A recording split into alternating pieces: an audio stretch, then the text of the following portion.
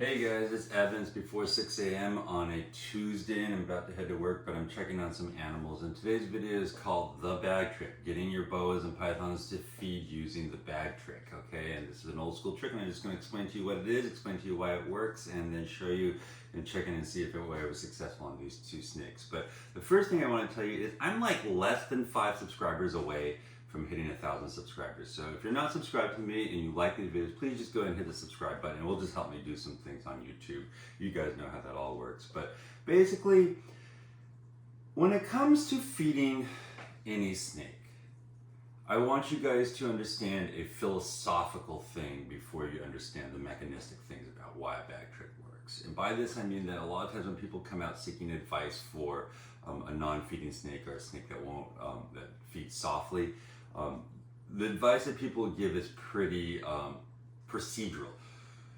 Fill the tank with hides, add more hides, don't handle it until it feeds, warm your prey to body temperature, place a feather in its mouth.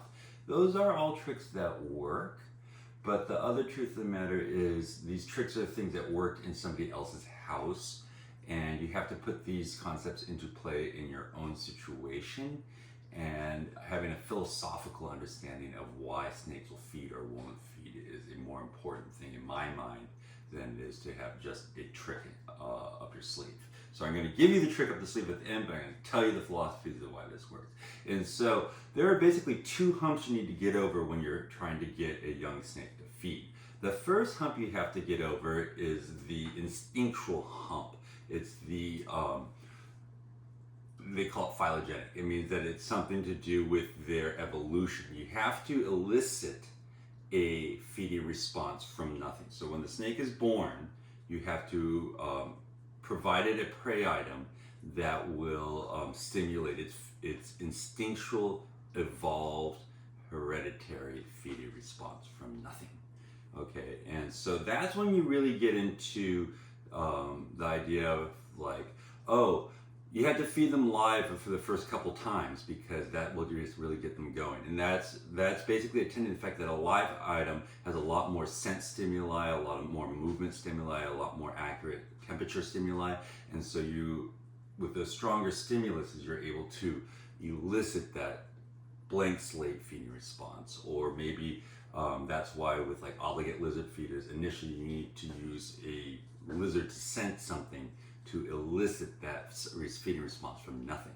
So that is more the realm of people that breed animals and more the realm of animals that have never fed before. Hopefully, if you are in this position of having a snake that won't feed, unless you're the one that bred it, you're in the second hump.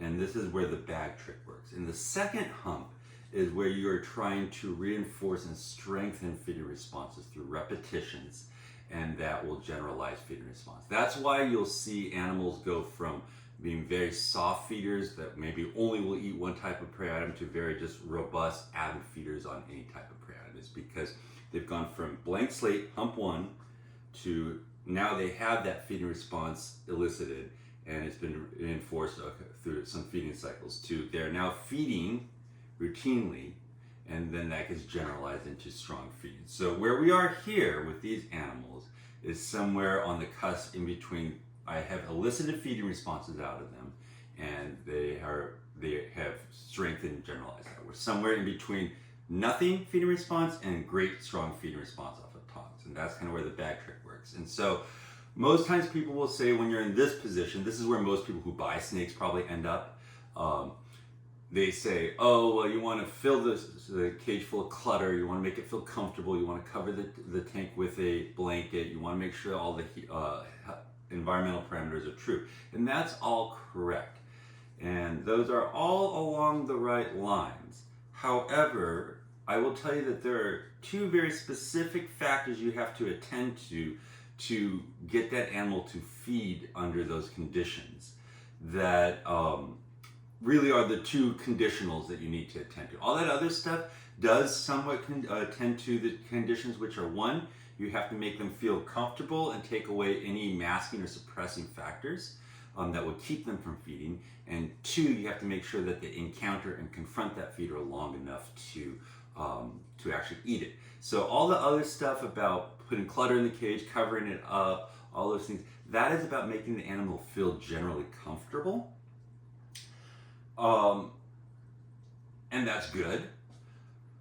But where a lot of people still run into problems is that they try to tongue feed their animal, or they try to present the feeder, and that startles the snake off of it. And basically what it is your presence is a suppressing factor to their feeding instinct. So if you think about it this way, they feel threatened by you, and when a snake is eating in full belly, it is more vulnerable.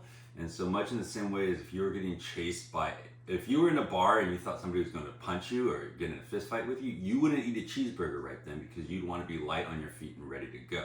Similarly, if you're looming over a snake trying to tongue feed it, even though it might be getting all the stimulus that it's fed on before of that prey, the fact that you're looming over it is suppressing its feeding response.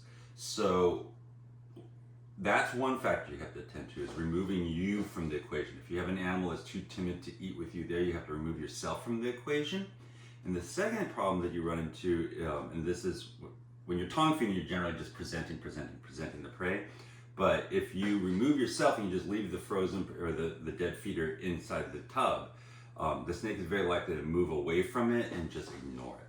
So bag tricks work on the philosophy of removing you from the situation so you don't suppress the feeding response, and confining the snake with the feeder all night, so all it does is has a choice to sit there and stare at it, and it makes it much more likely to feed on that.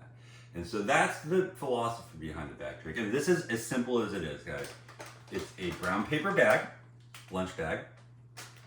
You can do this right when your tongue feeding attempt fails. So most things they'll say wait a week between feeding attempts, but you can do this right. So you presented it, it refused to feed off of tongs. So you go right, you put the dead feeder or unweaned feeder. Don't put a weaned mouse or a weaned rat in a bag with your snake, it will likely kill it. But the dead feeder or the unweaned feeder in the bag with the snake, roll it down, staple it up, put it back inside the cage overnight to keep it warm and prevent it from escaping. They can break out of these bags, so put it back in the cage for those two reasons.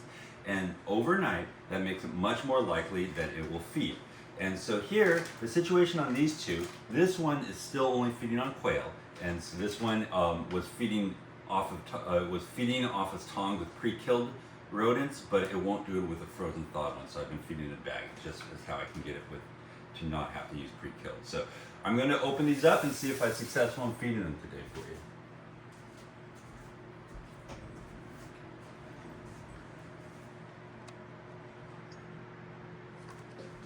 Here's number one.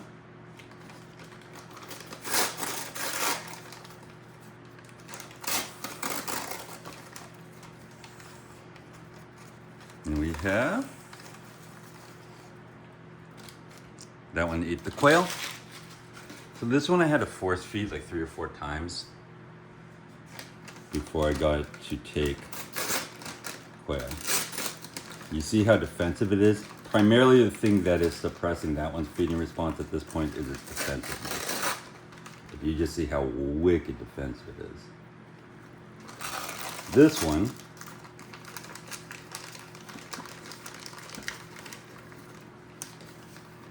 is feeding on rodents, has always fed on rodents, fed early on, but doesn't feed on frozen thawed without the bag trick. So there you go, they both successfully fed. Interestingly, can you see the difference in growth rates from something that refused for about 3 or 4 months before I force fed it versus something that took something right off?